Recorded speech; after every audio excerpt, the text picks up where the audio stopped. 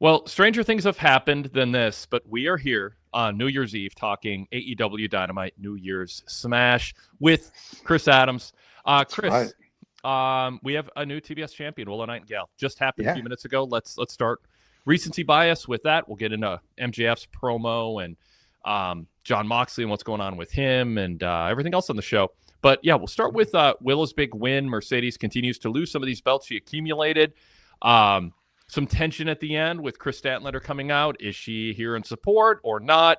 And they hugged, and we got the stupid "you got to give the people what they want" line, which I just grown at. Right. And not everybody does, but I do. I think most people do. And there was a feel good moment to end the year, and they filled a bunch of things with purple confetti just in case Willow won, and they got to use them. Other people came out to celebrate with her. It was a cool way to end the year. Willow's one of those kind of homegrown stars that fans have, consistently shown support for, and I think has a genuinely likable character and enough skill that we saw in the match tonight to build a top babyface spot around. We can get into the Mercedes side of things and what this means for her, but what about Willow, Chris? What do you think about the decision to give her this TBS title? I loved it. It was the symmetry from how she lost it to Mercedes, but then how Willow beat her for, I think it was the strong New Japan title a few years ago. I liked the callbacks through the commentary. I liked the flow of the match. I especially appreciated the back and forth nature there towards the tail end. The purple confetti just in case, right? Yeah, it's always there. Right. Always there just in case. You got to wonder, they have a separate set of cannons loaded with red just in case? Probably. Yeah, right. Written into Mercedes' contract. Yeah. So, yeah, I thought it was great. Maybe I just didn't expect it to happen so soon with as many belts as she has left. I thought maybe this would be the last one to fall. But it's a new year. We're going into a new time. They're trying to tell some new stories. So I dig it. Yeah. Yeah. Yep. How good is Willow overall? And, sure. She's so, what I like is the diversity at the top. You've got Toni Storm, who's so distinct, and you have Willow Nightingale, who's so distinct. Whatever they're doing with Chris Statlander and however you feel about her, she's distinct. You don't want a bunch of, necessarily copycat type lead baby faces or women at the top. And so to me, like, Willow doesn't get in the way of what fans want to see Toni Storm do, other than, who's going to be in the world title picture. And she brings a joy performance and enthusiasm. And, tonight she showed she can have a really good match against Mercedes. So yeah, talk about Willow. Watching her perform, I really did think that she held her own. That back and forth sequence I talked about at the end, where in particular where Mercedes was trying to nail her finisher, it read as believable, right? It wasn't. It didn't feel like it was Mercedes condescending in her craft. It didn't feel like it was Mercedes condescending in any athleticism. So I was able to see it as a match between two more or less equals, and for those who haven't noticed, as someone fairly new to the AEW side of things, although I've been able to pick up a lot lately, I looked at it as a match where it was two people on par with one another who went to war. There are some moments in Willow's wrestling where it feels like I don't know that. She calls her move the pounce. The way she moves around the ring, there's a ferocity that's just below the surface, ready to explode. I liked watching that play off Mercedes' inability to keep the belt. So I'm really enjoying watching Willow. Her dorkiness is infectious, right? It doesn't ring to me as false. It's like, yeah, these are probably who she is and in her relationship with Harley Cameron, who they are off screen. This is probably what they're like. So I'm enjoying it. I'm enjoying her, and I'm looking forward to seeing more of her. I think she's been good lately. I will say earlier this year, there were a few weeks here and there where she came across as in the way that she delivered her lines, like an disliked substitute teacher scolding third graders. Okay, yeah. There was a bit of that in her demeanor that she came across like all the compliments you just paid her came across like she was sure that was true and they were precious and she wanted you to know it. So that's the best I can describe it. And I wasn't alone. I think something has, she's grown out of it. She's moved away from it. It's happenstance. I don't know. But yeah, I think that she's in a good place right now in terms of how she's coming across. Yeah. And I don't want to hold her to a double standard. I think it's fine for all kinds of wrestlers to have all kinds of person. I just didn't think that delivery fit what she was going for. If she was going for something else, then it can work. But I felt like it was counter to all the things you just described that I think are what caused fans to get behind her with enthusiasm early on. So do you feel like she's moving back towards that? Yeah. I don't want to make more of it than what it was. It was just it was conversation. Is something going on here that's going to be less endearing, and again, it just we don't spend a lot of time on it. It's just I'm sort of saying I feel a little cleansed of that. I just think there's something about her that just feels kind of back to what people initially really liked about her. That's cool. Zach Barber says Willow is a perfect mix of bubbly and brawny. Zach, while you are correct, I do fear that could end up on a t-shirt. That's right. That feels like a slogan that if this were WWE, they would drive into the ground and make us hate. I can they would have already had it trademarked before the show's over. Yeah, yes. I can hear Joe Tessitore saying it with just a little too much emphasis and repetition. Pickens said, here it is. It is good that Willow's "here's your homework for winter break" era is over. It has been noticeable. So little backing there from Pickens. Tagar Laga says Willow Nightingale and Sky Blue are the best women in AEW this year, in my opinion, despite being polar opposites. So that's good. Okay. And let's see. I know there's another comment here. Fan Blast said Willow is far more deserving of her title than her buddy Statlander is of hers. Adam Kidd said glad Willow won. Long overdue. And Zach Barber did get on me for something. Let's see what it was. Oh, come on, Wade. It felt right in that moment. Stat and Willow finally making up. Oh, yeah. They give the people what they want. Hug. Yes. I'm just never going to enjoy that line, no matter the context, but I will concede this was a context where I think more people than average thought it was a good time to pull that out again.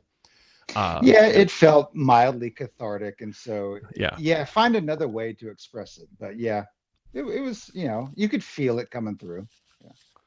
Yeah. That line with the best friends, it just felt so like indie precious. I don't know. Clubhouse. I don't know. They had it in the back pocket ready for it. Yeah. It just was overdone for a while, and they never. I don't know. Anyway, I don't want to rant. It's so years ago. I don't want to rant about it. It's almost a new year here as the countdown clocks. That's right. Yeah. Roll. So yeah. All right. Well, let's pause and actually, I'll throw in one more comment here from Fan Blast. Call me crazy, but I think Willow's pretty hot, to be honest. There you go. Hey, there's not.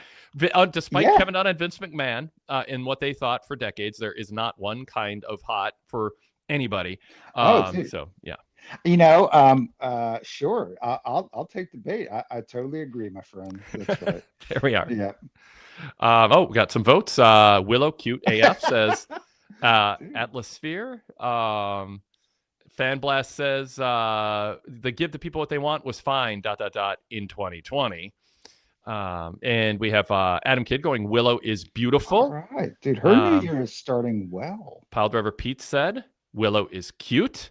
And Zach says on that we can agree, Adam, regarding Adam calling Willow beautiful. So there we are. Dude, yes. Send her a screenshot of this. Yes. I don't know that she wants to be defined based on a bunch of men in a chat saying that she's good looking. But that said, there's female chats out there talking about certain wrestlers being hot. So, let people express their appreciation. Right. Absolutely. And there's chats of men appreciating other men. So, heck yeah. Yes. And look, I'll be the first to say when some dude is hot, man, I'll put the props out there when the time's right. All right. We'll get your top 5 list in the VIP exclusive after show. Okay. You jot that down. All right. Altsphere, I don't know what Atlasphere. I don't know. It's spelled weird. Zach and Adam agreeing. Willow is doing the work. All right. let's pause. Let's introduce the show, move on to some other topics here, including Mercedes. I want to actually round this out with Mercedes in a moment, but let's introduce ourselves first. This is the Wade Keller Pro Wrestling Post Show, and I do not need to look at the date on my computer. It is Wednesday, December 31st, 2025. We all know that. It is New Year's Eve, and thank you for joining us. If you're watching us live, somewhere, we are on a screen right now with some wrestling fans who are gathered for a New Year's Eve party, and they're paying no attention to us because they're doing shots or drinking beer.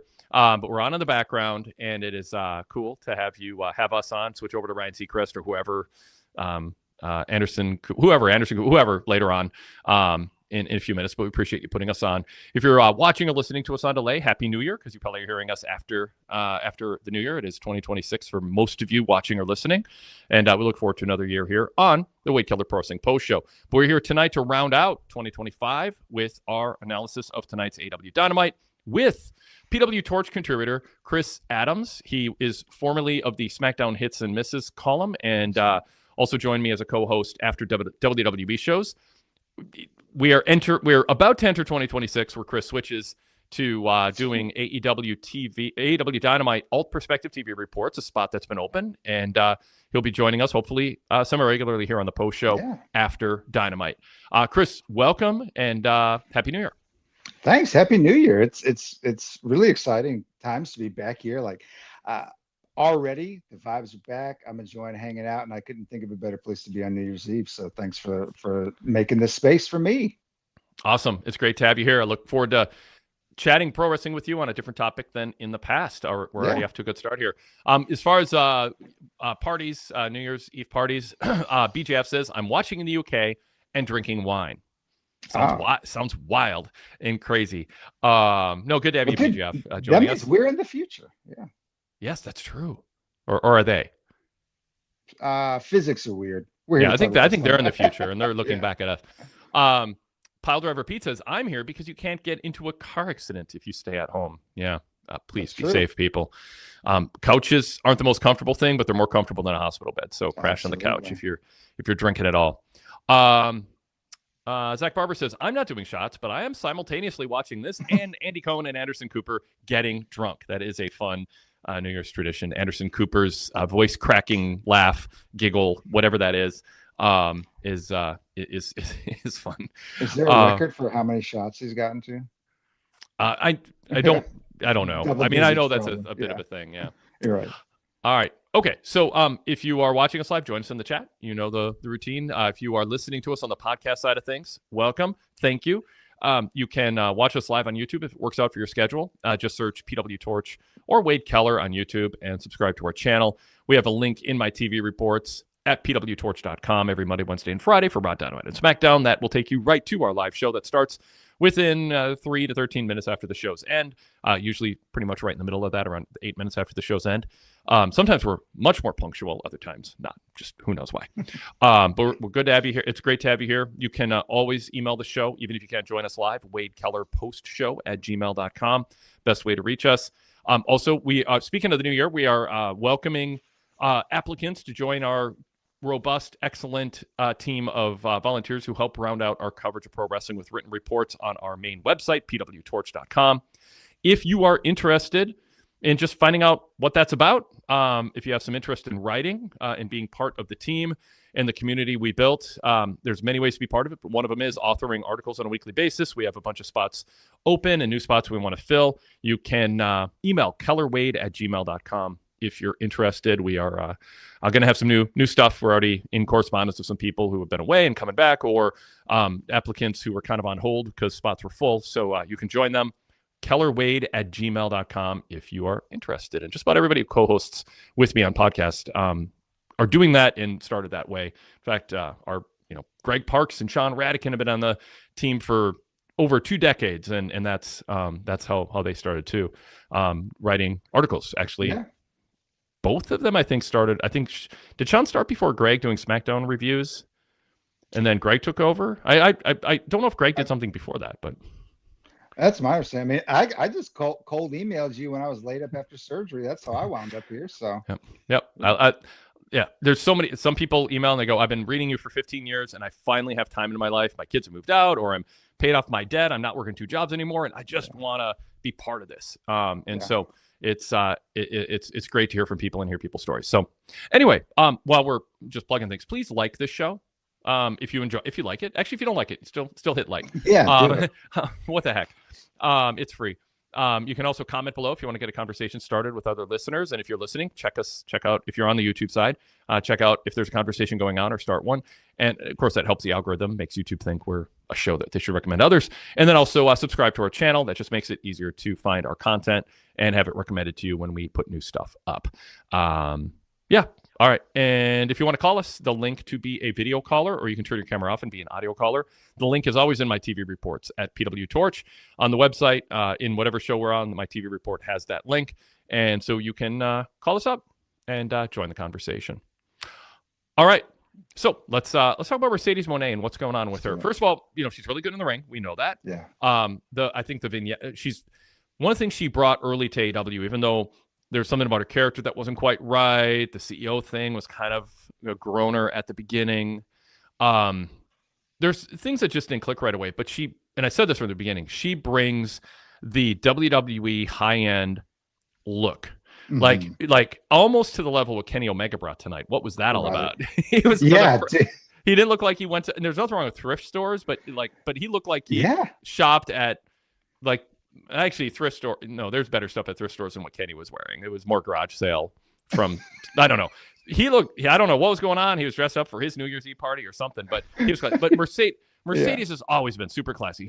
She put money and time and thought into the outfits. If everybody in AEW production put the kind of thought into the production of the show from the beginning that she puts into her look, they'd be in a better place right now. And so that was apparent tonight in the vignette too. I mean, I thought like the whole production that was really good. And then of course in the ring, she's a great heel at taking bumps. She's kind of worked past the conundrum of she's a sympathetic figure and fans know she loves wrestling, so it's hard to boo her. I think that it's worked out, and her meltdowns are interesting. Losing belts that she collected is interesting. Saying she proved what she needed to prove in 2025, and now 2016 is about a new mission. It's good. You want to have kind of those mission statements. So, Chris, tell me what you've thought of Mercedes as you've watched her, and especially tonight, and how she did in the ring and the promo. In ring, exceptional. Really enjoying her, and having not grown up with any of the pre AEW stuff in her former life, my exposure to her is really since the New Japan stuff in AEW, and she's got a fluidity that I enjoy watching. She has a way of moving through the ring and using its space in ways that I think are pretty ingenious, and not that are unique to her, but certainly are a distinctive of hers, I think, in this division. So seeing her in the ring, that sense is pretty phenomenal to watch. I've really been enjoying the slow stripping away, the peeling away of title by title, taking away things. And it's not so much the story to me as I'm witnessing somebody losing pieces of metal. It's somebody who is losing these pieces of her from around the entire globe, right? Like it's a loss for her that is of gargantuan proportions. So watching that has been really fascinating to see. I love the theme song. I love the sort of updated version of Dvorak's theme, in contrast to Gunther's classical one, right? If you were going to compare apples to apples. I agree with you. The pageantry that she has and in particular, some of the stitching and some of the detailing in her costumery is what really sets it apart from anybody else's that I've seen in AEW at the time. So I can't agree with you more than what I have so far. What I will say is I hope that they're not going to strip all this down to eventually just have her immediately be in the title scene to get the top title. That wouldn't seem to me the way to go. Have her rebuild herself back up into something after a loss. There's some interesting stories to tell there. Yeah, I think ultimately being a babyface will be good for her. Yeah. But it doesn't have to. I don't want that anytime soon. I mean, Right. she's a good heel right now, and they've got good baby faces lined up. I think having her meltdown, kind of lose who she is, and act in an unbecoming way as a result of that is the direction to go. I don't want them playing it for sympathy, and I don't want some ambiguous character either. So yeah. Right. Darrell chimed in and said, I love Willow winning. She has something you can hang on, but I don't think she gets anything by beating Monet because she doesn't mean much right now. Monet has lost something as a character in a story. Interesting. Not sure I agree that there isn't something for a little gain for beating someone of Mercedes stature. Yeah. And I mean, my wife has made the jump from one promotion to the other, right? And she was able to recognize that something important happened tonight when we watched.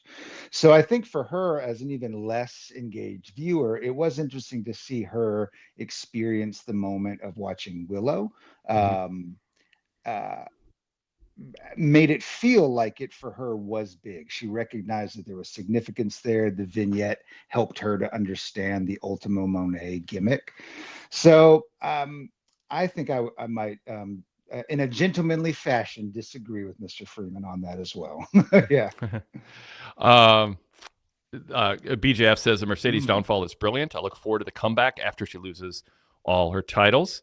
Fanbless said, I'm going to disagree with Chris. I want her to lose her titles and get absolutely vicious and sociopathic. That's when she wins the world title as a heel of heels. I like that.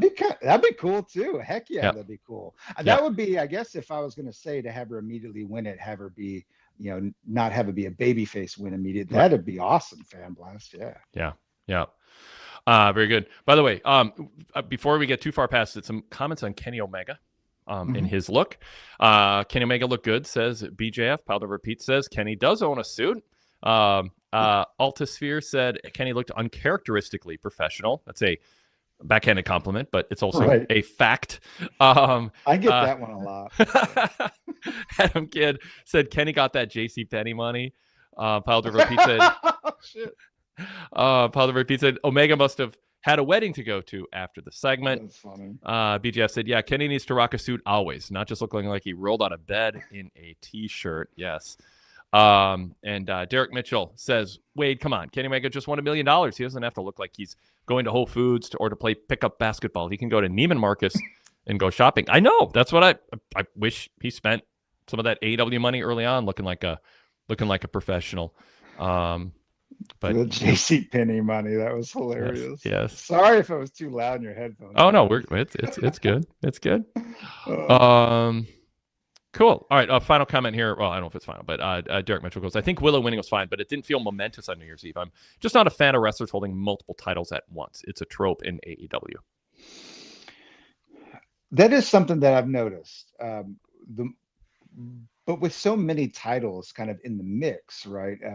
But I guess it's not quite the same for the women's division where their titles are few and far between. I like the visual of somebody holding two belts, but maybe I would need to know more about the trope as what it might led to the frustration to know whether I would disagree with that or not. What's your take on that? I don't know. Yeah.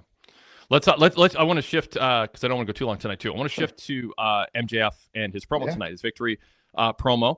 I thought it was good. I thought this was MJF dialed back, acting like he has arrived, and he had arrived a while ago, and he's not desperate to get over. He's not desperate to have an OMG moment. And, in terms of, I can't believe he said that, he was just a dignified, cocky, obnoxiously confident, self-assured, in his prime heel champion who you can't wait to see lose it because you can't stand how smug he is. And I think that's good, Now, Adam Kidd said the opening segment was great until it wasn't. Adam Kidd, you can elaborate. But Chris, let me throw to you. What did you think of MJF tonight? Don't let me complimenting it stop you from, whatever thoughts you had as you're watching it. I actually thought his segment on the mic was great. I didn't like what felt like effectively just a repeat of some segments and some staging that really to me is where it felt derivative. I mean, having Swerve and Hangman come down the steps is really cool with their chains, but unfortunately, the way that the camera blocked out it, MJF going into the corner, it looked very stale to I think something we saw even last week or the week before, right? So I feel that, but at the MJF of it all, I agree with you. It feels like somebody who isn't chasing the rabbit, so to speak. He knows who he is, and out of his assurance of his own identity, not just MJF, the character, but I think the performer underneath knows who he wants to be this go round and probably knows that from the jump. And so we're able to see him acting in a kind of confidence that maybe he wasn't able to in his first run. I was there for it. Some other comments in the chat along these lines. BJF says MJF was satisfyingly smug. Powder Repeat says MJF is a better champ. Hangman and Joe's reigns were underwhelming. And then Altasphere said MJF was very good, but beating down security guards with chains is weak. Yeah. And Adam Kidd goes, yes, the tired security guard beat down. Standard Deviation said, I think MJF's segment was solid and not newsworthy. No, the newsworthiness is that it wasn't. I mean, maybe you mean it in a different way, but you don't always want to make news if it's distracting from the story you're telling. That's just selfish neediness. And I think MJF is at a point of the contract he has, the respect that he's earned for his stellar matches and the peak work. Let him not be newsworthy, but instead be effective. Creating headlines or getting a social media buzz is not always a sign of success. And I don't think this is a promo that's going to, unless everyone's going to rant about the security guard trope, it's not going to get a bunch of social media buzz. And I think most people aren't as down on as the security stuff as me and the listeners of the show. And Altasphere said the newsworthy thing of MJF's promo is that when he left the ring, the low-hanging fruit was still hanging there. I like that. That is good. Well put. Yeah. BJ Dixon says, sup, gentlemen? This segment was solid. And Zach Barber said, MJF already has so many more interesting baby faces to chase him than Hangman had heels. But Paul Driver Pete says, I'm still not used to the look. Well, I got to ask, what do you think about the slicked back, seemingly dyed hair for a 30-year-old or 29-year-old? Yeah. Dye job, new hairline. Stronger facial hair game. Now that could simply be, finally letting it grow out. The look to be is like late 2000s mobster movie, right? Like not 1980s Donnie Brasco, but has this sort of transition period. Like he would fit well in a Scorsese movie now, right? Like no, Scorsese, the one with Jack Nicholson, right? The Departed, right? There's MJF, right? That I like it. I think it fits him. Yeah. It's to me, I think it's from the 1920s. I mean, almost every movie in the 100 years ago had that slicked back look. You can Google 1920s men's hairstyles in Hollywood, and it's a bunch of MJFs. And that's not a bad or good thing, but it is definitely, to me, something that is apparent, and it's. I mean, maybe it's back in fashion. Maybe he's going to bring it back in fashion. The criticism of it is it feels like it's an insecurity over a bald spot or trying to look a certain way that we need to get used to and we might not get used to. That doesn't feel authentic. It feels insecure. Jason Powell on the flagship this week, he's fine with it. I'm still... I mean, I don't want to make fun of it. I'm not. I don't think it's like, what is like, oh my God, was he thinking? But I'm not sure that I just think it's like best for him. I am. So I think we're all just kind of processing it still. And again, like my wife being a new viewer said, what's up with his dye job? Yeah. So it is noticeable whether you've been in the game or not. Right. Yeah. Just Google 1920s men's hairstyles, and it's all over it's everybody looks like MJF here. But whatever. And I'm sympathetic. Under my amazing hat is like no hair except on the side. So I can understand being in the limelight and having some sensitivity, but it is stark enough that the difference might mean that it gets talked about more, right? Well, Standard Deviation says, do you think the subtle inauthenticity of his hair is good for a heel? And I think that should be taken into account. He might be going for heat. Could be, yeah. Yeah. BJF says, I know people who have been to Turkey and hair looks like that. It's fine though. Whatever. Yeah. Okay, so Durrell says, the best part of the MJF segment was them making the title the center point, that you have multiple people with different reasons to chase the title and all the people coming with different angles. And so we had Hangman and Swerve and Joe, and then eventually Bandito too, all wanting the title. Bandito's got a shot coming up in a couple of weeks. The other three made their case for going after him. And yeah, I mean, some of the stagecraft or the blocking was similar to what we've seen before, but I don't think in a four-way match with two deserving challengers who came up short and the ex-champ who held the belt a couple times this last year, depending on when you're listening to us, they should make their case that they want to get back in the game. And so, other than the tired, overplayed trope of security people who are just hourly workers doing their jobs, right. And they're hired by the guy who also, by the way, pays Hangman and Swerve. Tony Khan hired those security guards to do a job. They did nothing wrong, and now they're being assaulted, and everyone just acts like it's no big deal. It's dumb. So there's your rant, Zach Barber, that was coming. Please stop doing it, pro wrestling bookers. It's so stupid. It's just so stupid. There's no way that it doesn't feel real life. And why would anyone take a job as an hourly security guard worker if they're allowed to get beat up by everybody? So and you still want your baby faces to have some sense of honor, and beating up hourly workers is never honorable, right? It worked better when it was the ops guys that Joe hired. Like I thought, there's an out. It's Joe's guys. You can do that. Or, and this is the thing, and I don't like to criticize things that serve a purpose and aren't easily fixable. This serves a purpose. It's a bunch of wrestling training guys taking bumps. So you can get crowd heat in theory, although I didn't hear a lot of crowd heat tonight. I don't think there's a ton of crowd heat and beat up security guys. But that said, it's easily fixable, because what you need 7 security guys who are all doing their job, but 2 of them get a little in the face of wrestlers. They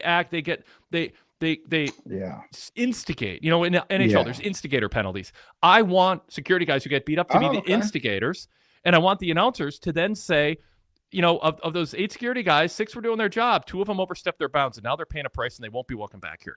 That's all you have to do, and then you covered it, and then I can't rant about it anymore. It's so effing simple to fix some of this stuff. That makes a lot of sense. Yeah.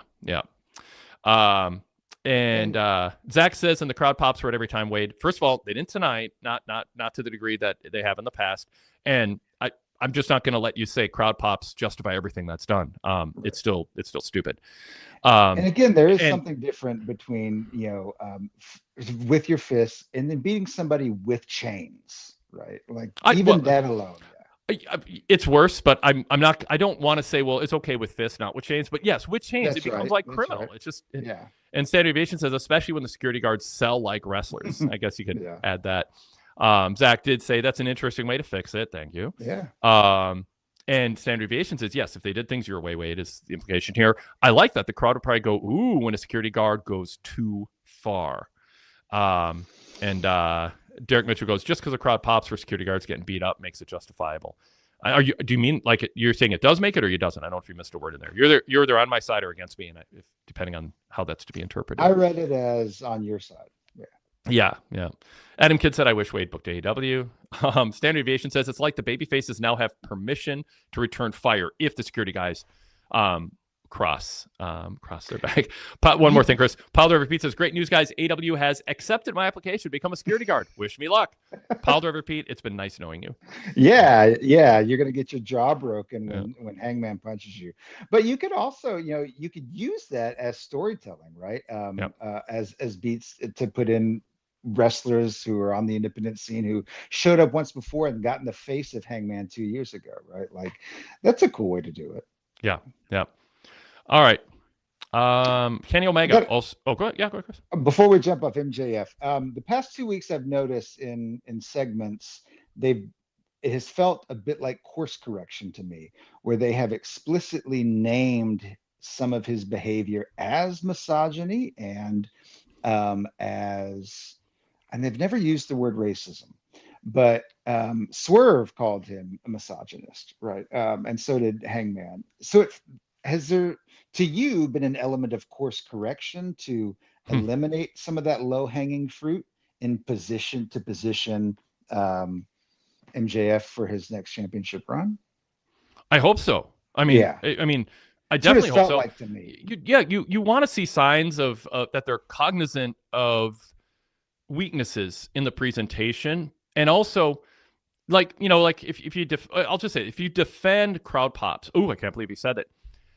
There's a lot of things that get crowd pops that are counterproductive to the immersive world you're trying to create that actually ultimately makes things more difficult. Mm-hmm. And if people watch promos from MJF or babyface comebacks against MJF and all they're waiting for is the insult comic or the I can't believe you got away with saying that moment, people aren't invested in the way you want them invested. So you're getting a different kind of investment, which is, this is just silly time when wrestlers beat up pretend security guards and there's never ramifications. It's just silly time, but it's fun. It's like a dog playing with a bouncy ball. It's fun to watch, but there's no substance. It doesn't lead anywhere. It doesn't build a foundation that you can react to. It doesn't feel authentically. It's not authentically a sports-like moment. It feels like what people who don't watch pro wrestling assume all pro wrestling is. And I think you want to stay away from that and have integrity to your art, integrity to the storytelling within the art form. So same thing with low-hanging fruit, same thing with, going too far with insults or pop culture references. So, I mean, I would like that. Yeah. Yeah. I mean, that really is what the sense I've gotten. And then when Atlas Shears, I think Atlas Shears said something about leaving the low hanging fruit on the tree. I was like, that was beautiful. It was really well put. Derek Mitchell says MJF's the youngest world champion at 29, but I swear he delivers the same old act Andrew Dice Clay gimmick, like a lounge singer, stand-up comedian. You've seen one MJF promo, you've seen them all. That's what Jason Paul and I were talking about on the flagship on Tuesday, is we want to see MJF play long ball and go, all right, I have proven myself. I am a world champion level, multimillionaire contracted 29-year-old who's made it. I don't need to do the stuff that wrestlers do to try to get TV time or attention or cheap heat. He's beyond that. And the argument with MJF not doing it isn't because we think he's a hollow shell who's doing shortcuts. It's because he's the opposite of a hollow shell. He has everything it takes that so few wrestlers do, where you hear him say a generational talent and you don't eye roll and go, well, that's stupid. You go, yeah, but now let's refine your act so that you're not a hack. You don't seem desperate. It's not like you're screaming for attention. And instead you've made it and be unbearable in ways that are different than the ways that he's chosen in the past. And I just think to me, it's just such a stigma when someone looks like their whole self-worth is based upon what they see on their phone on social media when they get back from cutting a promo. Yeah. I don't like to say, like, pull the Seth Rollins here, but look at your bank account. Like, open up your bank account balance in your investments, and MJF should go, I don't care what a bunch of randos say about some cheap pop that I made, and they're going, oh, MJF brought it this week. Look at your bank account. That is there because of other things. His work in the ring, the money selling promos, his better moments. And so aim for the right kind of crowd reaction and be a generational wrestler who sets the tone to correct course a lot of what John Cena and that generation screwed up, which was, we're here to entertain you. Yay, I hope we entertained you. And the whole thing became a performance to please the fans. WWE's basically become American Idol. It's like, is Braun Breaker cutting promos that make him worthy of being a WrestleMania main eventer? Vote. Yeah. You get to vote, and our judges will give a review. Stop that. Act like the fans are privileged to watch the product. MJF has the ability to be a change agent for the better in that regard, and he could take a sharp turn away from low-hanging fruit, local insults of sports teams. Samoa Joe took heat for that too. It's just so, like, come on. I mean, yeah. So anyway, with the mind that's there, and with his ability to play with words in a way that makes you, I imagine if I was a wrestler standing across from him, I would want to be on the receiving end of his torchings because he's that good, right? So you really, really do see somebody who has the only thing standing in their way is himself. And you want to grow and mature. Let this be. This is the year he turns 2026. The year he turns 30. Like, become a 30-year-old, not a 24-year-old Andrew Dice Clay derivative. Standard Deviation said MJF cited Don Rickles as one of his influences around 2020. Yeah, totally see that. Don Rickles was it wasn't always great, but he was a genius at what he did. Yeah. BGF says MJF is Jimmy Carr 2025 when he could be Jimmy Carr 2001. Oh, interesting. Yeah, I've laughed hard at some of Jimmy Carr's stand-up. Let's see. All right. Powder of Peach says he needs guidance. I sense it's lacking behind the scenes. Very good. Okay, back to security guards. You guys are pushing buttons here. Ducky D says they've been beating up security guards in every company I've ever watched for 30 plus years. It's just part of the show to me, like cheating behind the ref's back. So 2 things. One, I say this all the time. If something's been stupid for 30 years, you don't suddenly stop calling it stupid on the 31st year. This whole thing that, as long as I've been watching wrestling, they've always done it. Well, guess what? You can go back and read the back issues or listen to old audio shows from 20 years ago. I was criticizing it then. And I'm not going to stop criticizing it because dumb ideas continue to go unchecked decade after freaking decade. So precedent does not justify it as good business or sensible. So 1, let's dump that. Please never say that again. Number 2, it's just part of the show. It's like cheating behind a ref's back. Cheating behind a ref's back makes sense. NBA players do it all the time. NHL players look around before they cross-check somebody to see if a ref is looking at them. That's sports-like. What isn't sports-like is NHL players gang tackling a referee because they don't like a call, and the announcer saying nothing about it, the commissioner doing nothing about it, and then the next week the same thing happened. It's just stupid. It's not sports-like. All you're doing is inserting a bunch of meaningless ephemeral bumps to get a cheap crowd pop that is counterproductive to a structure to the show that makes everything else work more effectively. So 0 points for you, Ducky Duck, but we appreciate you chiming in. But you get 0 points. And again, I saw something in the chat about an issue of even comparisons to law enforcement. To me, the issue is you don't want your baby faces punching anybody who does not deserve a punch from them. Right? It's not about whether somebody deserves it in their own essence or not, but in the interaction, in the transaction that happens, I don't want the person who I want to be looking at as my hero just doing that unless they are truly pushed to do something like that. Yeah. Because also to the point about cheating, cheating, nobody agrees with cheating and celebrates that, right? Yeah. Can you hear me, Chris? Your screen froze. I want to be sure it's not my screen. Now you're back. Yep, you're back. You're good. Yep. Fanblast said, I think people just philosophically see it differently. Many people just don't like cops. Perhaps it's a character flaw of mine. My brother's a cop. I don't like him either. No offense to law enforcement. Fanblast, you're with all due respect, you're missing my point entirely. Right. It's not whether fans like to see security guards get beat up and whether they like cops or not. That's not the point. They enjoy seeing a bunch of people take bumps who are getting beat up. My point is that you shouldn't do stuff because you shouldn't eat candy because it tastes good if you're trying to have a well-balanced meal. I'll use my food analogy. Pro wrestling should have more discipline than a 6-year-old kid after Halloween. And so what you don't want to do is go, well, people don't like cops, so let's get a cheap pop from the crowd by having hired security guys hired by the boss of the wrestlers getting assaulted for no reason other than doing their jobs. I'm sorry. You can say, well, it doesn't bother me. It's not all about you. My point isn't what bothers you. My point is, does it make sense in the structure of wrestling? There's way too much stuff that happens in wrestling that is just, oh, at least it got a reaction. And that's just low IQ booking that it creates a headwind to tell effective money drawing storylines. The structure of the show. It's why I like tag ropes. Like I think wrestlers should have to hold damn tag ropes. And I think a tag should be hand slapping a hand. I don't think it's tapping someone on the back. I think the more structure you have, the more it seems like there's somebody at the top who takes this seriously. By the way, I don't forget, parenthetically, MJF called it a sport, not a business or an industry. Points to MJF for that. I think all wrestlers should call it a sport. In canon, they can call it whatever they want on a radio show, a podcast, or in their books. But on the show, it's a sport. I don't know where this whole business industry thing just took off, and now we're going to just be all meta or whatever. My parentheses turned into a distracting side rant. So what you want to do is have a sense that there's competent leadership who's created an environment for great athletes with a bombastic personalities and big egos, good personalities, bad personalities, moral constitutions and lack thereof, all fighting it out in a ring in an entertaining way, But the entertainment is a result simply of wrestlers fighting to win, not fighting to try to get a star rating or this is awesome chant. The entertainment should come from looking like they're trying to win a fight. Yeah. And so all the structure around it for that to work efficiently, so you don't have to set people on fire, so you don't have to do low-hanging fruit insults. All the cheap stuff that you're doing to draw attention is a result of a lack of quality control and building the structural foundation that makes everything work when it's a well-run machine. And there are things in the past that timeless, it can be dropped into any year structurally, and they work. And I haven't used the analogy in a while, but there's a reason basic tables have 4 legs, not 5, not 3. 4 just makes freaking sense. And you know what they also are? Flat. Because things don't fall off of them. You don't just try to go, well, let's build a table at a 30-degree angle. Things slide off and break.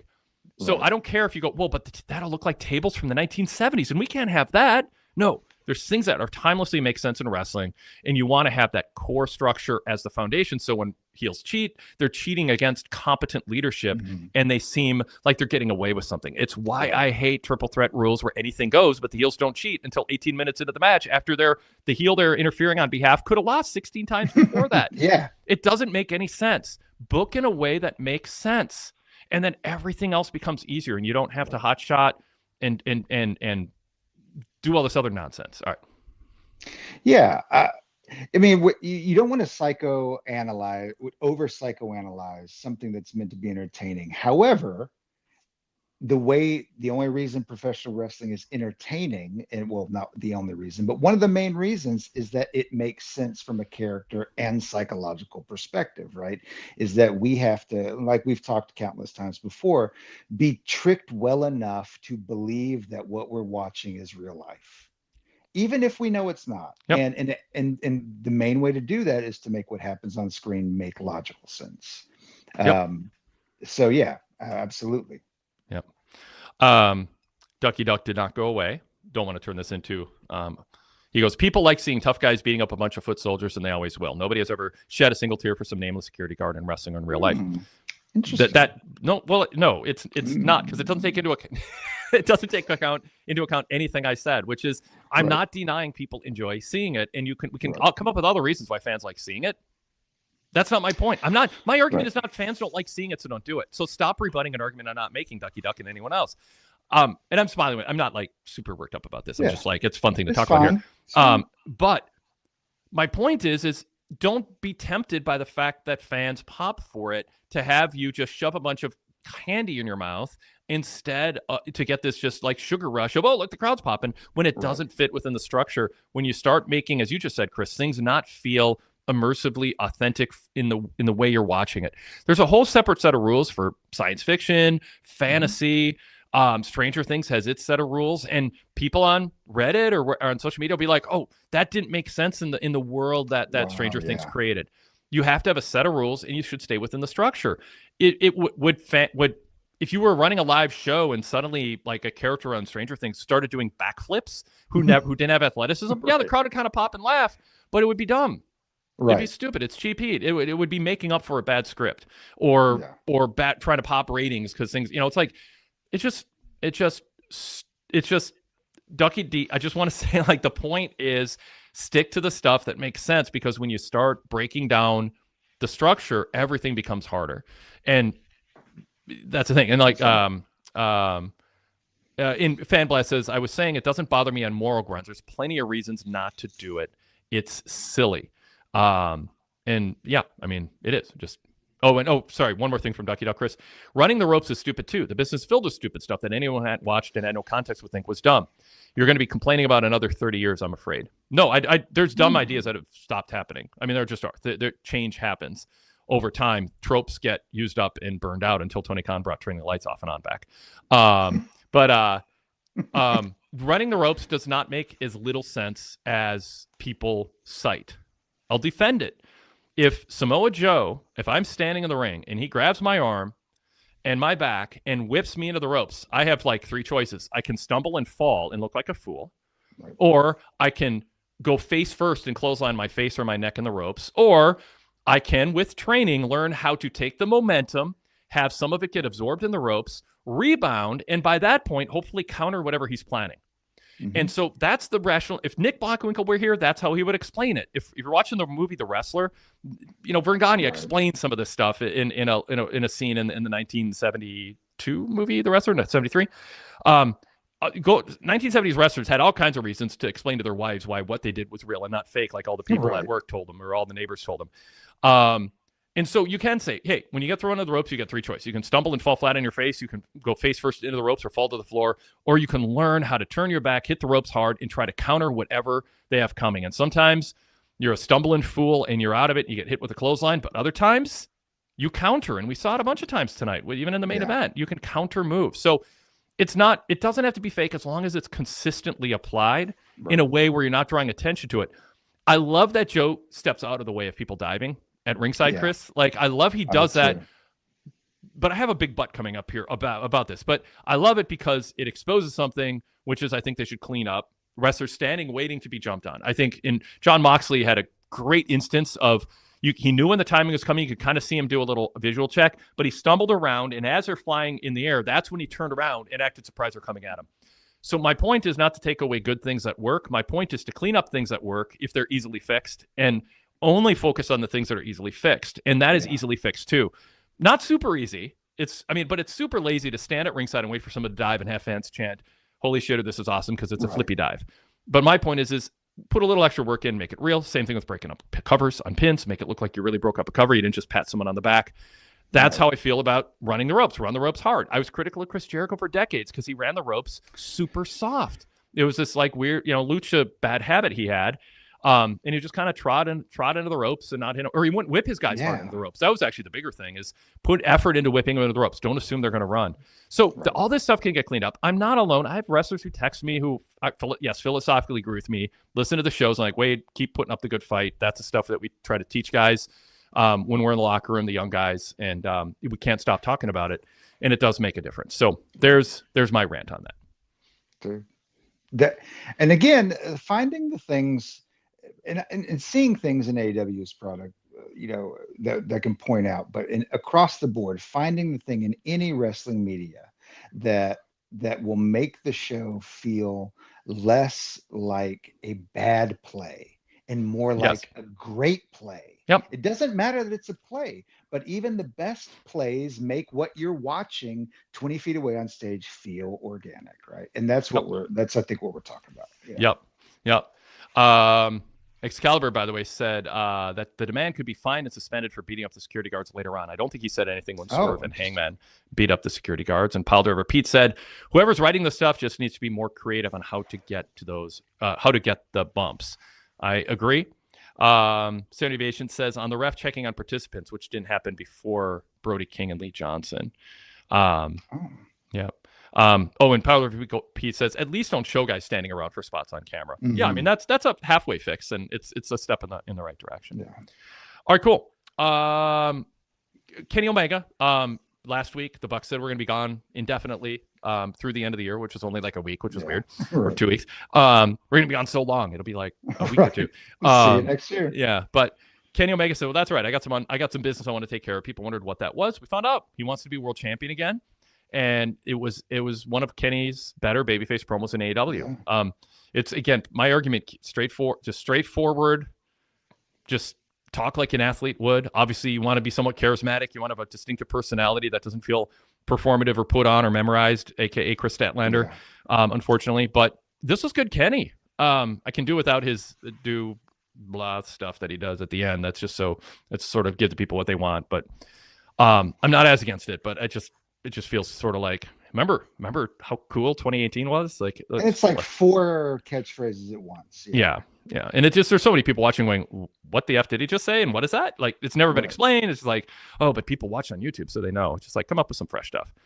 But so Kenny was really, really good here. I don't want to focus on his closing little phrase. That's a personal, it's a personal opinion. I don't have a strong philosophical issue with it. But yeah, he's like, my better days are behind me, but you know what? Maybe I got a world title run in me and I want to find that out. And when you have as many titles, Chris, as AEW has, you want to have focus on one as the most important, with the top stars all focusing on it. Yeah. That was a big success of tonight's show. Yeah. It felt to me, this interplay and wherever they're going with it, that if the story that they're wanting to tell with MJF is the young goat, as he called himself, right? Calls himself multiple times, the young goat on the rise versus the old goat facing down his last few years, where Yep. there's a moment on the bell curve where they're going to have sort of a parallel time in history, and this feels like it, right? Where they can be evenly matched, but we see where it's going. Yep. So I loved that feel where it's not quite putting the old dog out to pasture; it's a refinement. So Kenny's, presentation tonight was a refined one, but it was singular in purpose. My attitude was refined. My aesthetic is refined. His home, wherever the behind looked suave, right? Like there was some cool stuff going on between these two greatest of all time, arguably, and it does put it right up there at the top. Yep. Like pwtorchvip says in the chat, I constantly wonder how much Omega has left in the tank. How beat up is he truly? Let's find out.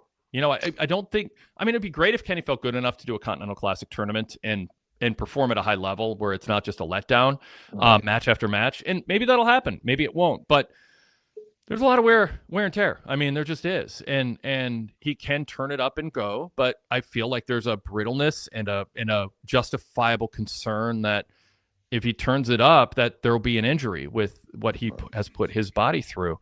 And so having him in a world title program with MJF and building it around that question that I think a lot of fans wonder, what does he have left with everything he's been through? Diverticulitis is serious. I mean, that's, Brock's come back from it, but you got to be in really good shape and take care of yourself and, start eating your vegetables and not just meat. So you can the fiber will kind of push things through and not whatever. I mean, he's that version of Kenny. I think people want to see him be tested. And you know what? If MJF beats him, that's further elevates and validates MJF and makes people even more angry given how smug he can be. To me, it seems like that's where it would go, because if this is going to be the place where the best wrestle, right, their favorite tagline where wrestlers work, having the title on somebody who cannot put out the kind of work that maybe you want to be putting out in 2026 just would not be the right call for them, even though it may be cool, or have it be short, but what would it mean for MJF to face him down on the biggest stage of their stage of all and win? That would be amazing, and would mean that he would not need to keep evolving in this smugness, right? That he would have more and more to stand upon. There was a head coach of the Minnesota Vikings in the 1970s into the early 80s, Bud Grant, and it was a different era, but he would tell his football players, when you score a touchdown, act like you've been there before. Like he said, act dignified when you score. Act like this is my job. I didn't win the lottery. I worked hard, and I expected this to happen. That's cool. And, I mean, it's honestly, there were some NFL commissioner and ownership groups that gave so many regulations to the NFL that NFL began being called the No Fun League by critics because they had so many rules against celebrating and stuff. And I'm not saying that should be the world today, but I point that out because there is something about when you achieve a certain level of success. Well, I'll even do this. The Minnesota Timberwolves won a play-in game against the Los Angeles Clippers like 5 years ago. And they hadn't been to the playoffs since Kevin Garnett era, almost 2 decades earlier, whatever it was, maybe more than 2 decades. And they qualified for the playoffs. They didn't win a playoff game. They didn't win a playoff series. They didn't win a championship, conference or league. They just won a play-in game. And they were celebrating on the table and the fans were going crazy. And Charles Barkley in the TNT studios, came back to him. And instead of smiling like, isn't that a feel-good moment for those long-suffering Minnesota NBA fans? No. He looked and he was like, what's wrong with those people? All you did is qualify for the playoffs. Can you act like maybe you have higher aspirations than that? And there was something to be said for that, but also it was no fun. Like you have to take the context into consideration, and he had it. But there is something and this all circles back to MJF. He should act like he's been there now. Like, and what I mean by that is from a character standpoint, Don't come out and be desperate to get pops from the crowd for funny one-liners. Just go out there and be the guy everybody wants to see lose the title because of how smug you are. Stop trying to prove yourself and act proven. Right. Yeah. Yeah. And it feels like that's where he's going. I hope so. I mean, small sample size, but I sure hope so. By the way, we're going to get to some comments on Kenny Omega in the chat, but I know where I was going with this Mojo thing. Remember I said there was a big butt coming to me liking it? I think there are better ways, even though I wish everybody did that, or it does draw attention to how stupid it is that people don't step out of the way. And so in a way, Joe's kind of getting himself over at the expense of a spot that philosophically, even though I disagree with it, promoters, bookers, producers, and wrestlers think works, which is dives in the ring that cause damage. So when Joe exposes it by stepping aside, you're drawing extra attention to how dumb it is that everybody doesn't do it. Right. So there's the downside. I still cheer for it because I want people to be shamed into not doing it and more people stepping aside. But it should be, I think, a promoter who had a handle philosophically on what he wanted would say, don't do that, or do it, but now we're going to adjust everybody else, so they don't all just, stand and wait to be jumped on. Right. Let's see. Or just share the wealth and allow more people to engage in it in a way that it doesn't create the same pop, but is still logical. Yeah. Yes, that's the thing. Yeah. My criticism is for easily correctable things or tired tropes that are done to pop a crowd, but just undercut the integrity of everything else, makes everything more difficult. Standard Deviation said Joe's walkaway spot at ringside has shades of the same problem inherent with the pipe bomb. Yeah, when you get to do something nobody else gets to do, which was my criticism of the CM Punk promo, and I know it's a gripe some wrestlers had backstage. Like, we can break the fourth wall and talk about management. We'd get over too. Punk got to do it because he would do it brilliantly and better than anybody else in that locker room. So that's why he got to do it. But there's something to be said for when you get to break every rule about observing the fourth wall, for shortcut terminology here, and you get to break it. Yeah, of course you're going to get a boost from that, and it's going to draw extra attention. And I think people give more credit than they should for the boost he got from getting to break a rule that everyone else had to adhere to. Right. And I get what Standard Deviation is saying, and that it's simple. He goes, yeah, it's in a different way, but a similar outcome. Yeah. So anyway, I'm just looking at the chat here. Okay.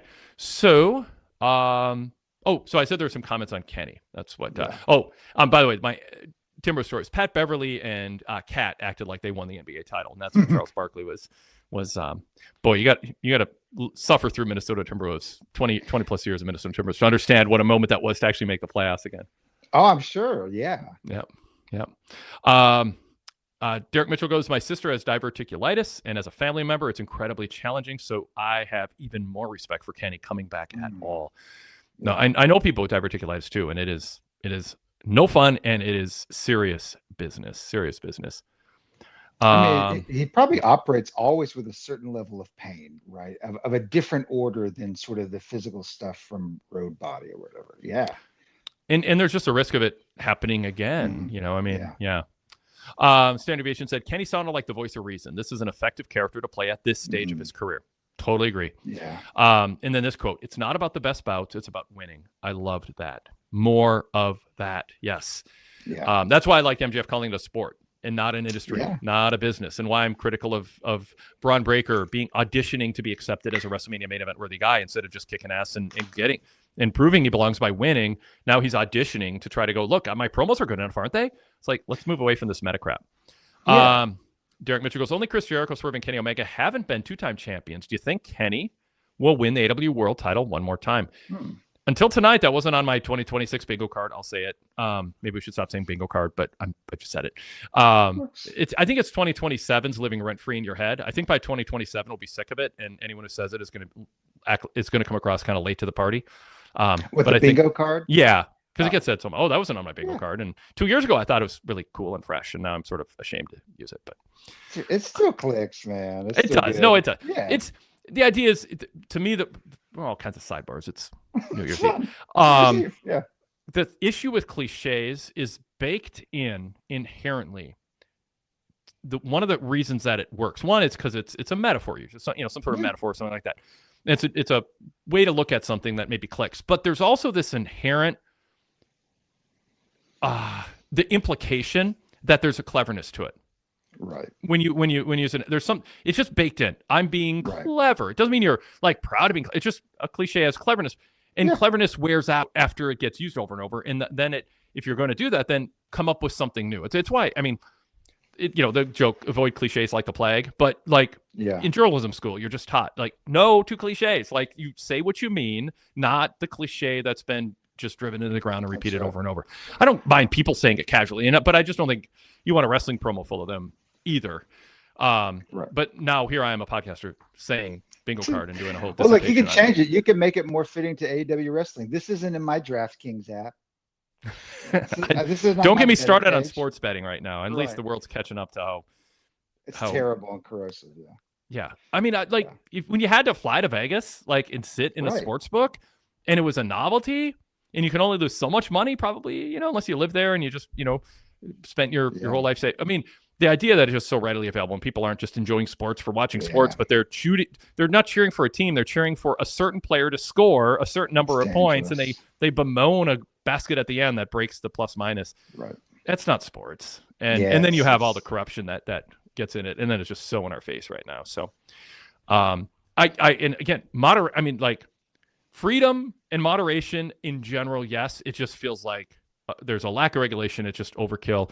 And I know there's a lot of headlines now. The integrity of sports is just, do you want all these scandals? Are players, trying to not telling their sister's friend at work, I'm not going to score much today. I'm going to pass the ball more, so my points is below average, so that you can earn some money and make that buy that new car. Like, that's the thing. It just feels like, anyway. But it's true. And all right, on the note of thinking about what is though on your bingo card. Yeah. Right, going back to bring it back all the way. Let's talk about words instead of wrestling. No, go ahead. Well, dude, we can do that all I know. Yeah. I hope it's part of the charm some of the time, not for everybody, but I think it is. I mean, look, words are at the heart of the professional wrestling experience. Do you think Kenny Omega really gets the belt? Not just a shot, but actually gets the belt.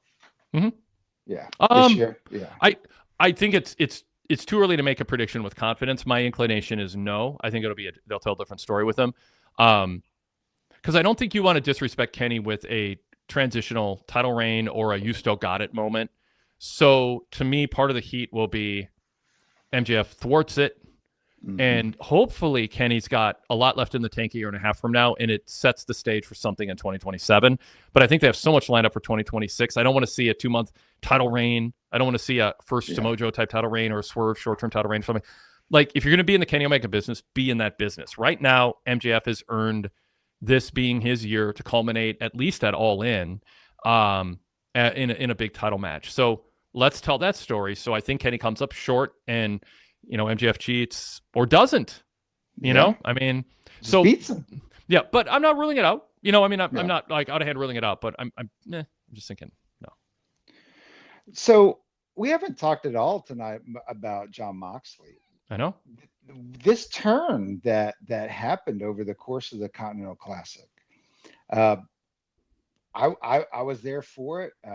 I was aware of his Death Riders title reign problems, but I am enjoying what I'm seeing and really enjoyed the win.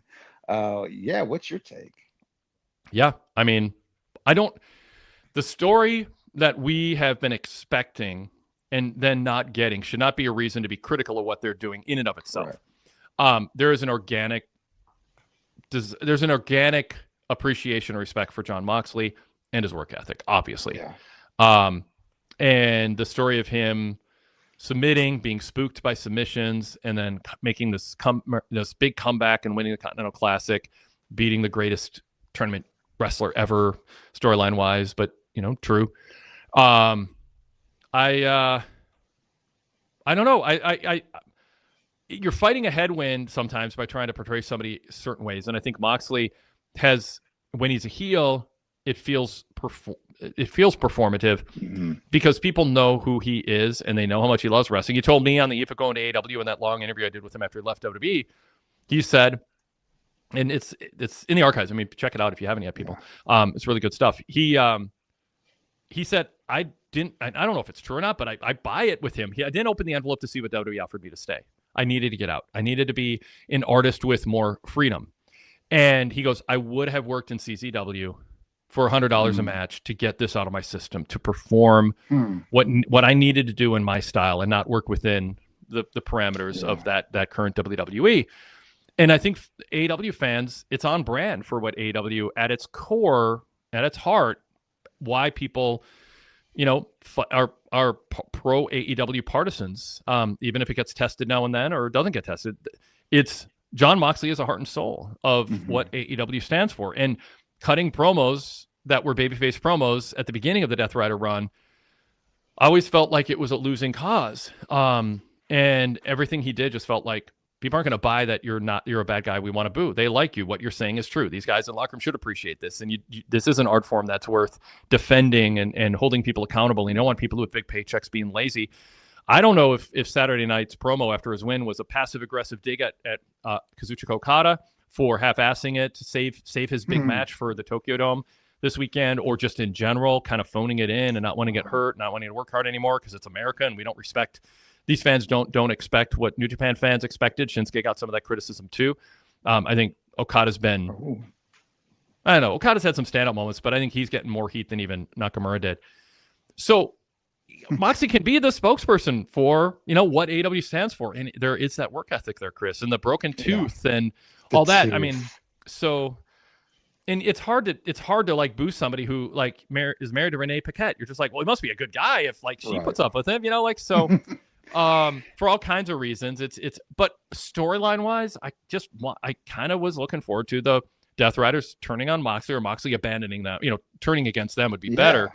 And having Pac take over as a leader, or Pac and Claudio be co-leaders, and maybe Yuta or Garcia followed, joined Mox. Maybe not. One of them could. They both could, or neither could. It works either way. But I was kind of looking forward to that, and I don't know if we're still getting it or not. So, yeah, it felt like they were waiting. When he won. They were all lined up. It was like, okay, this is the moment where they're going to do it. Didn't happen. He's acting like a babyface coming out. They're still acting like heels. And we saw the match tonight that they had where they played the heel role and were vicious at it, right? And then they're pairing up with somebody. So it feels to me, is this a parallel to what happened with Danielson? Who's going to step up to attempt murder on Moxley, right? Yeah. You don't want it to be the exact parallel. That would be too sloppy, but it feels like something like that's on the horizon. Yeah.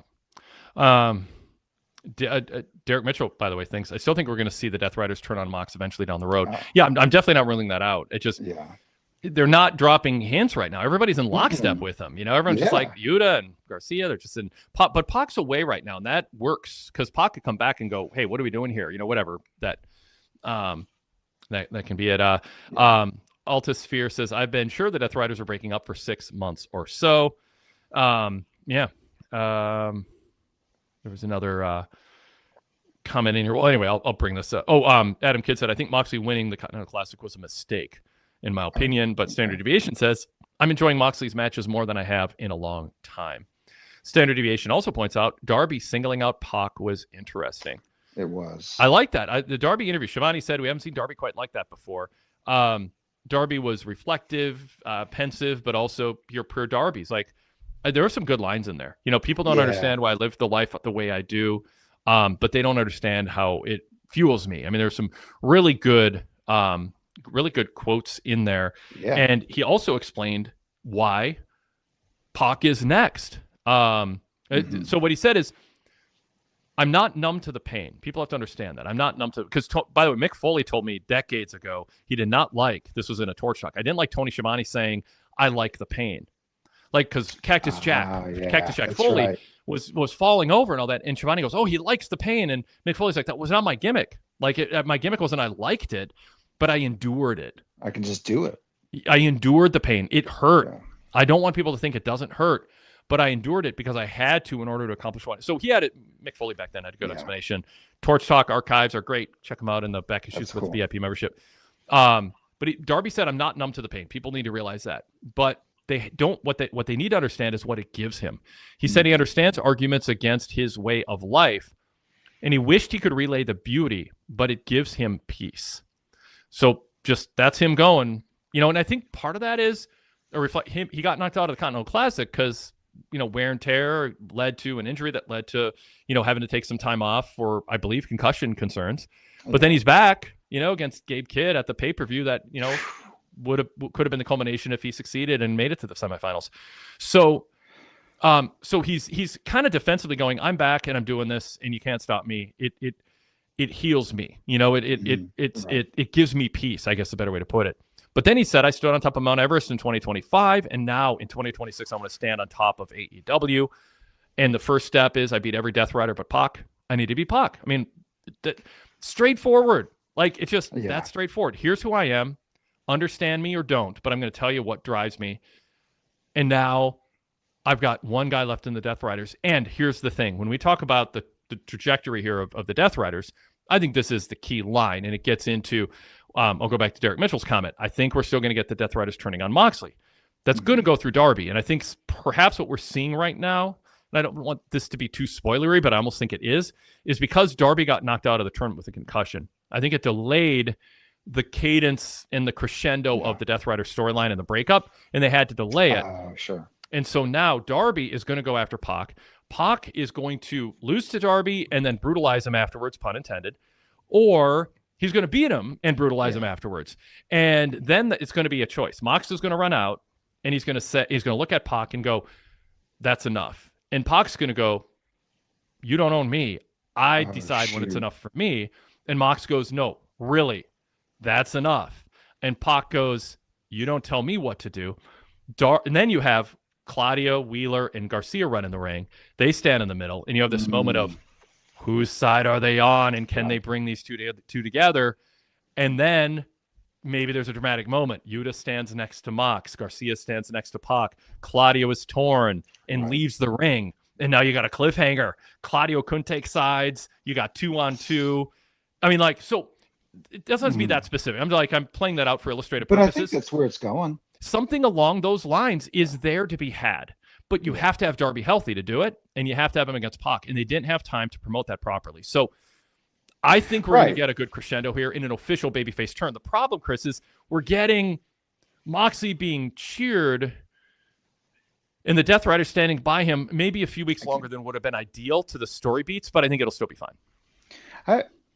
There's things that they can call back to. I mean, was it Wrestle Dream when Darby Allin was supposed to face for the title, right? Taken by Moxley, right? So there's a way of him coming out and saying, "You earned my respect in the Continental Classic. I regret what that kind of feeling, right?"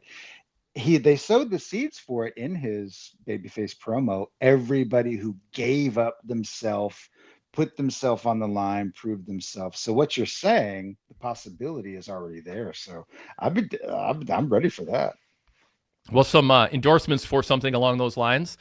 Standard Deviation said Pac is Darby's final boss. Pile to Repeat said, I love it, Wade. Book it. Elad, I think, book that. With 3 T's at the end. Book that. Standard Deviation said, Standard Deviation says, thanks, Wade. Now I'll be disappointed if they do anything different. Ha ha. And says, Standard Deviation said, did I just read this? He said, I hope that's what they're doing. That sounds great. Okay. And how about this moment? Derek Mitchell goes, I can see Marina kicking Mox in the balls and the Death Riders attacking like hyenas. Yeah, that's another question. Whose side is Marina Shafir on when this all happened? She's always seemed more loyal to Mox than anybody, but I could see her. I really like her. Yeah, I really do. Do you know why? Do I know why I like her? Yeah.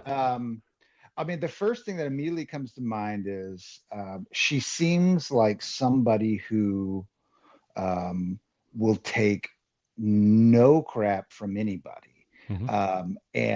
And it comes across, it oozes across in a way that, okay, we've been talking about MJF feeling self-assured. I look at Marina Shafir and I say that's just a person who knows herself. Mm-hmm. She is here to kill, right? Yep. And I think that's why I just see that and I'm like, oh, I vibe with it. Yeah. Yeah, there's an authenticity. Yeah. PWTorch goes, Scary. I'm a big fan of Marina. Standard deviations goes for me, her intense facial expressions during her entrance. I think what works for her is what doesn't work for Chris Statlander. And it is she just knows who she is and she's cool being who she is. Iliad says she expresses her loyalty well. Yeah. So, yeah. Watching her put her feet into the glass to then kick during the blood and guts match, that I think maybe because I was there live. I was in the arena and I saw that and was like, what, so maybe that was it. Like, that was cool to be there for. So Adam Kidd says, I like her better when she doesn't wrestle. She's gotten better though, but I get that. It's just wasn't her strength for a while. Powder Repeat said she would kick a lot of men's ass legit. Well, yeah. I mean, of course. Like, break me into a million pieces. There's a bunch of women who are trained in the art of fighting who could kick the ass of 90% of men their age or within 5 years either way. Gilbert Arbalo says she came off very down to earth in the Brittany Knight pod. Interesting. I haven't heard that. And Ducky D says, I have zero faith in Marina before the Death Rider. She was DOA with me. She has to be a candidate for most improved. Deacon Derek Mitchell says, first time I've seen Marina was during the Entourage movie along with Rhonda and the other horsewomen. Standard Vision says she's come a long way since piano music entrance as the problem. And Iliad said, by the way, Chris says, I see her siding with Mox if they split. And she has the tenacity of a babyface. There's another good word. Or you know what? It's tendencies, but I think tenacity is a good word too. But she has a tendency of a babyface, but there's a tenaciousness to her authenticity that is appealing. We want authenticity in this world. Yeah. There's something there to hold on to. I remember the promo of I'm the problem, or who I am. I have that in my head. This person does not even seem to be related in any capacity to that person, right? Mm-hmm. Like these characters feel so far removed. Mm-hmm. Yeah. Okay. Ricochet, Jungle Jack Perry, Luchasaurus has a legit shoulder injury, so they did an angle with that, with a ring barricade that didn't look like it. The legs were too long for it to actually be pressuring. That one, that was like, okay, all right, guys, Physics, lesson time. I mean, but okay, yeah. Like if they said that's got to be so loud it's shattering Luchasaurus's eardrums, I'd buy that more than this is adding injury to his shoulder. Totally true, though. Yeah, it actually would hurt worse than the pain of his arm. Yeah, there's dogs that are so small they could not, if they bit me, and I would be able to fend it off. But man, their bark sends me to where Darby doesn't go, to the Advil jar. I get an earache and a headache from some piercing bar. Yeah, whatever. Yeah. Causes Darby to stop being straight edge. Yeah. Yes. So okay, I like the match. I like what Ricochet is doing. The title. The national title itself is a curious one. I mean, watching it take flight has felt undercooked. Has it felt like that to you? Yeah. Yeah. How could it? There's a crowd of titles. I mean, it's like you get an idea. It's like a New Year's resolution. This national title is going to be different. I'm going to make it different, and and then it's just another belt. I mean, the mix up with or the confusion and the lack of clarity on how the international versus a continental title were coming out of the Continental Classic.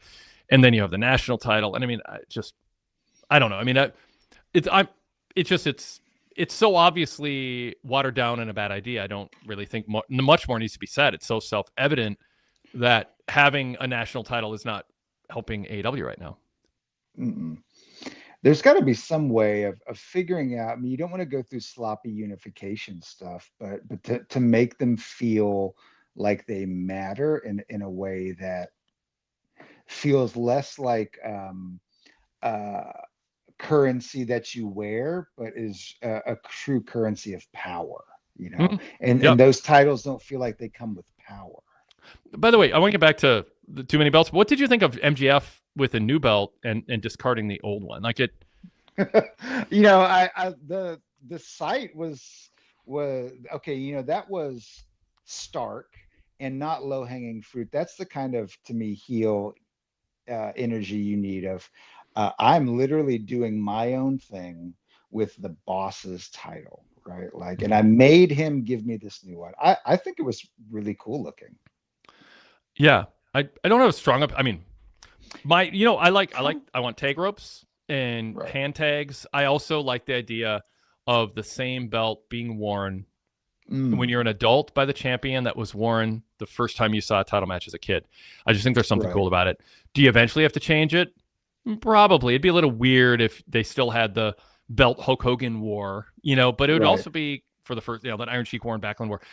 But it'd be cool. I mean, like to have Roman Reigns or CM Punk or Cody Rhodes or, whoever, Gunther, wearing the same belt that Bret Hart, Shawn Michaels, Hulk Hogan, Bob Backlund. Yeah. I mean, like, how cool would that be? So there's something about, I want my own belt that just, I don't know. But that said, we're in an era where every NBA team has like 3 or 4 jerseys. They got the City Edition, they got the throwbacks and whatever. And it's marketing, it's merchandising, and it's just to kind of freshen things up.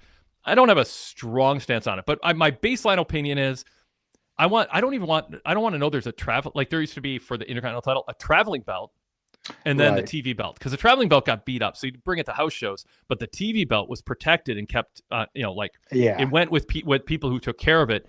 I don't even want to know that. If I go to a house show, I want to see an Intercontinental title being defended, and I want it to be the one that Don Morocco and Tito Santana wore in the 80s and is all beat up. To me, it's like the Stanley Cup. I don't want a refreshed version of it. I want the one that the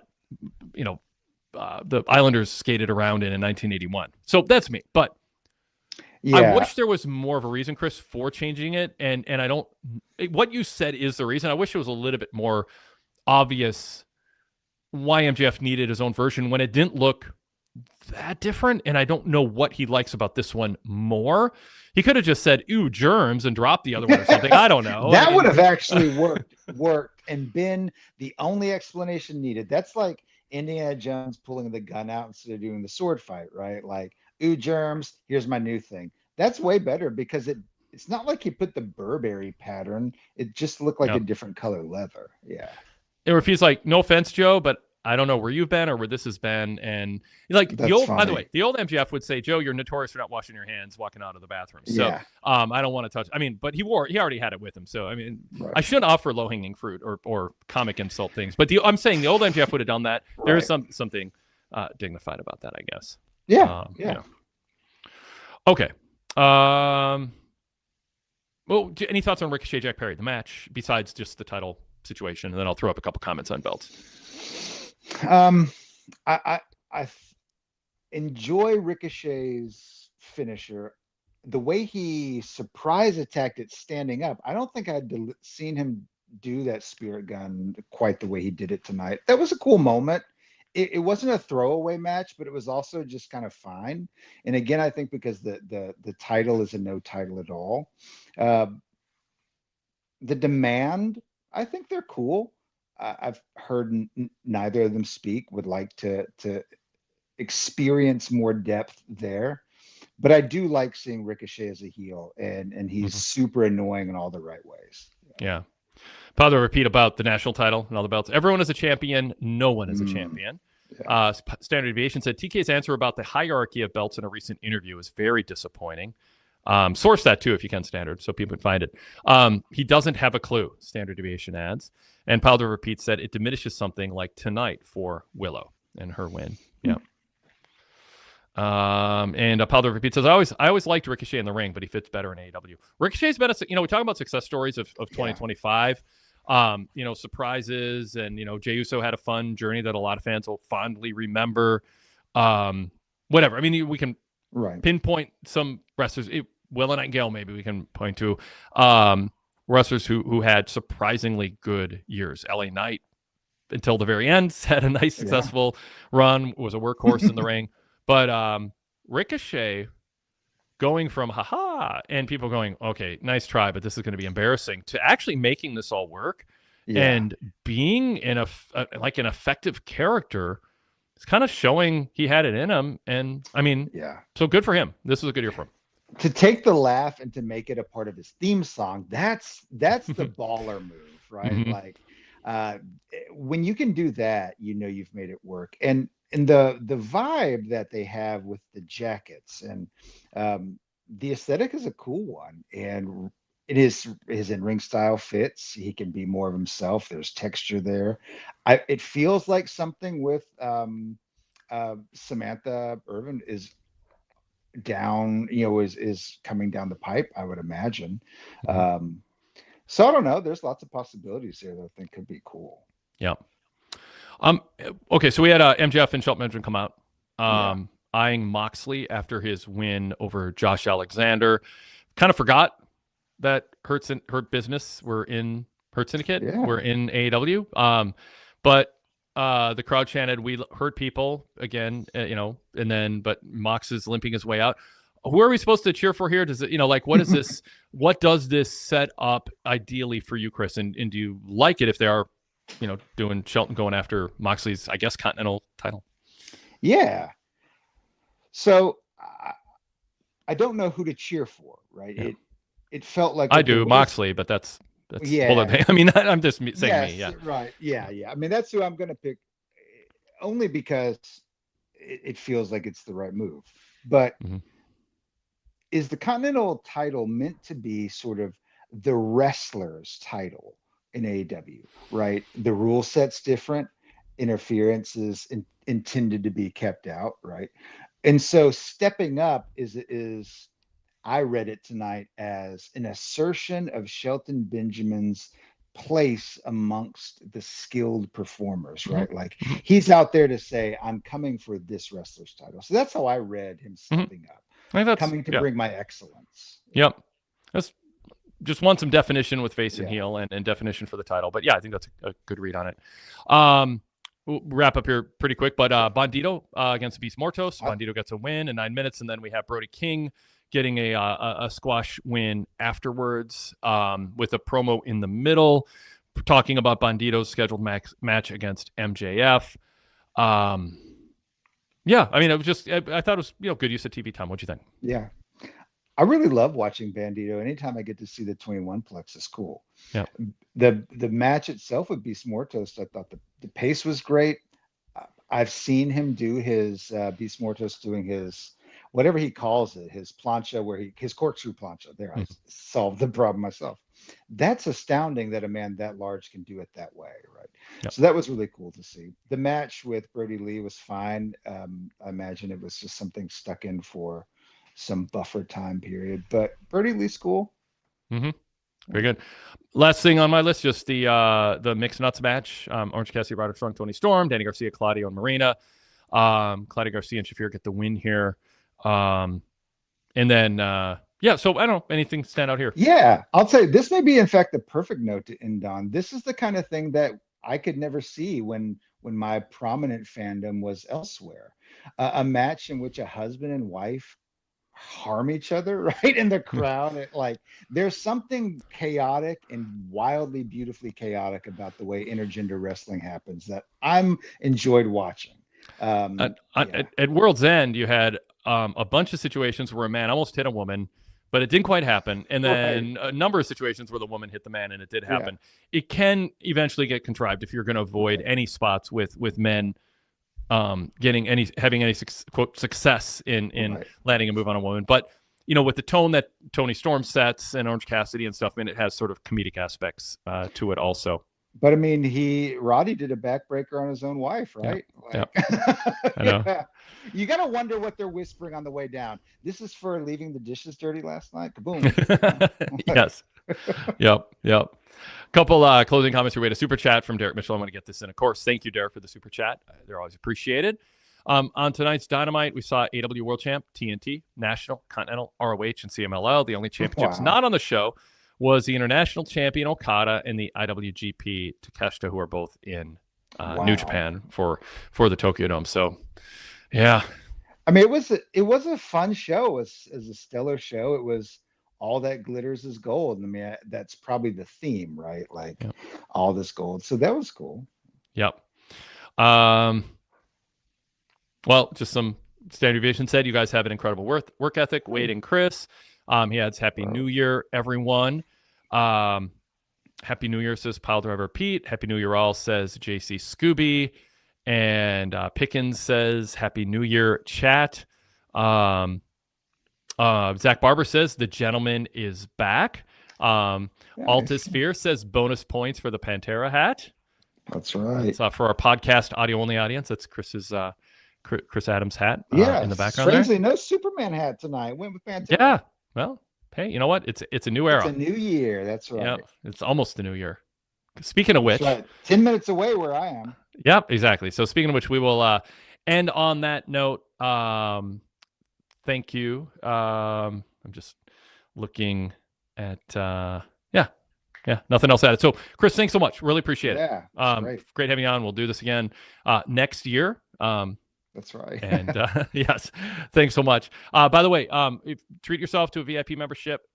It'll give you just a place to be to get your wrestling coverage. If you enjoy this style of conversation and the way that we approach wrestling and its coverage and the taking history into account and, having a big time arc to draw from with a diverse mix of personalities and voices. VIP membership gives you the commercial-free version of it.